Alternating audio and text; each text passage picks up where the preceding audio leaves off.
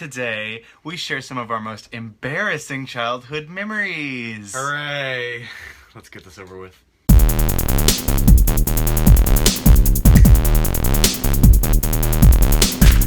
So, we put our heads together a couple nights ago, and we've narrowed it down to our best worst moments. Our first story comes all the way back from 7 years ago at our first Martin Family Circus show. Yeah, we did our first show at a local barbecue joint. I was 9 years old, and let's just say that I really like to hear myself talk. Who in here laughs a lot? And the crowd went mild. It's fun to get out in front of people and Well, not it's fun hopefully to watch embarrass myself TV too bad. too. For some people, they love me so much that they start messing with the mic. Caution, a 3-year-old singer is about to sing. And you might accidentally explode. What do you have to say to your past self, Kel? Stop talking! Okay, next story. So my first story comes from my first ever school dance back in 6th grade. It was the end of the school year and I got a girl to go with me, and the ticket said that it was a semi-formal dance. So I would like to show you my outfit. Oh my gosh. Your pants, they look like scrubs. And my tennis shoes are like the most dad tennis shoes ever. And then like, oh, I'm wearing my great dad shirt too. So I was, at 12 years old, I was a total dad. Already. Yeah. See, all of my prior experience with school dances up to this point was watching Nickelodeon and Disney Channel, and then like movies where they would have dance scenes. So we got in there and we started dancing around. I mean, I didn't know any better. I walked up to the DJ and I was like, I'm not exaggerating. This is a exact quote. I'm like, hey, let's slow things down a little bit. So then he was like, okay, yeah, bro, don't worry, I got you. We'll have some slow songs. So a few minutes go by and there was no slow songs. I get out $1 out of my wallet and I walk back up to the DJ table and I slide the dollar across his table and then wave it in his face. I'm like, hey, let's slow things down a little bit. And then he's like, dude, I can't change the song. I've got my playlist set. I'll play a slow song just later, okay? So I was like, okay, yeah, whatever, fine. So I put the dollar back in my Spider-Man wallet and started jamming out to whatever tunes he was playing. Okay. Soulja Boy, Tell Him. I bet that song was playing at that point in time. And then the slow song comes on.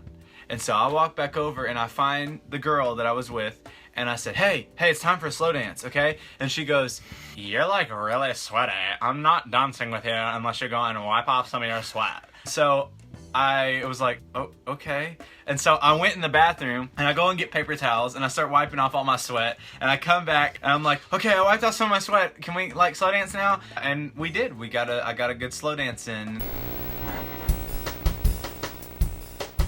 Hey you! Yes you! Have you subscribed to the Martin Family Circus YouTube channel yet? If not, it's simple. All you do is scroll down right below this video and click the little red button to make it go from this to this. It is 100% free. That's right, you heard me correctly. 100% free or your money back guarantee. Wait, while you're at it, like and share this video so our magic view counter can stop looking like this and start looking like this. Be sure to leave a comment in the comment section below. Let us know what you'd like to see in a future video. Thank you and have a nice day. Let's get back to the program.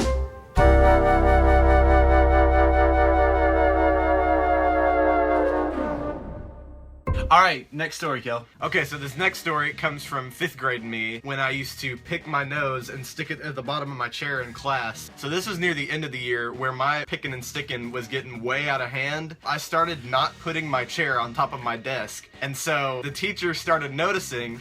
And one day, I'd probably been getting away with it for like a week or so, and she was like, Kel, why have you not been putting your chair on top of your desk like for the past week? And I was like, and my heart just sank. I was like, oh no. So it was dismissal and the class was lining up, and of course my desk was right by the door, and so they were all just walking by like and I just broke down. I just started crying in the middle of class. Next story. Okay, so this next story comes from, what grade was this? 8th grade? 8th grade? 8th Yeah, grade, 8th yes. grade. Okay, so 8th grade. This next one also has some pictures. So I had a major crush on this girl. She and I were messaging on Facebook one night, and I got thinking, I was like looking on her page, and I was like, man, she got some cute pictures on here, so I need to give her something to look at. And I changed my profile picture. Oh man. Ooh. My hair was. I made sure my hair He was looks like a looking tomato. good. I changed my profile picture not once, not twice, not thrice, but 4 times in 2 days. So you've seen the first one. Now here's the next one. Same reaction. Oh, it's blurry too. Gosh. Double whammy. And last but not least. You look like you're crawling out of a hole. I used these selfies. I thought I would use these to impress her. So, bottom line, we didn't end up going out. I didn't pick up on any signs that she didn't like me. And I got the wise idea to ask her in front of another guy if she liked me. That's what you do. Like, there was a guy in between us in seats, and I looked at her, I was like, so wait, do you like me? And she was like, no. And the kid was like, this is awkward. And I was like, oh. Just kidding. Anyways, next story. The story that you're about to hear messed Kell up for months. It nearly broke me. I'll get up close. It nearly broke me. So as many of you know, we're all homeschooled, and you know how at the end of every year you'll have like final exams or testing. We do that too. Back when I was in 8th grade, we tested throughout 3 days. So on the second day, I noticed this cute girl in the back of the classroom, and I thought I might walk up to her, and we had a great conversation. I was making her laugh. Everything was just going great until I thought, you know, I might want to get her number. And so I tried to ask her for her number, and then it just hit me. Oh no, I've never asked a girl for her number before, and is this too sudden? And so what that translated to was, can I, and I just sat there for probably 10 to 15 seconds. And then I pulled out my phone and opened up the contacts and opened up a new contact as if to tell her, hey, can you enter your number into my contacts? And she was totally cool about it. Like, she was like, oh yeah, sure. Okay. She left, and I was like, oh my god. And Kell didn't even text her I didn't once. even text her. Do you still have her number? I don't know. I might as well text her. I was so shaken by that experience that for months I was having trouble having conversations with people because I didn't want that to happen again. But I'm okay now, I think. I hope. Come talk to him now. You can call me.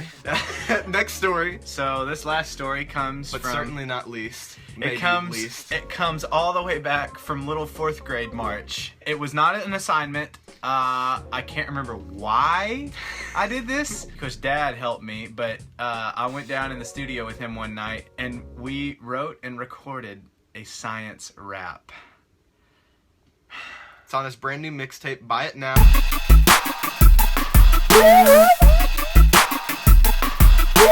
Respiration, a rewind.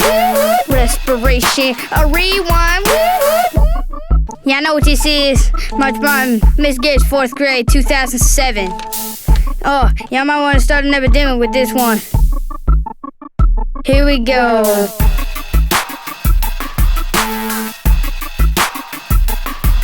Does I think all pollination, but we're focusing on respiration. It happens day and night. It's hard to see with human sight. It's oxidation. Release carbon dioxide into the outside. Release carbon dioxide into the outside. In the enzyme.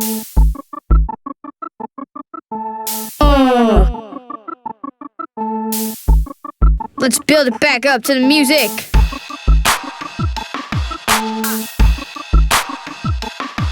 Respiration is what we're talking about.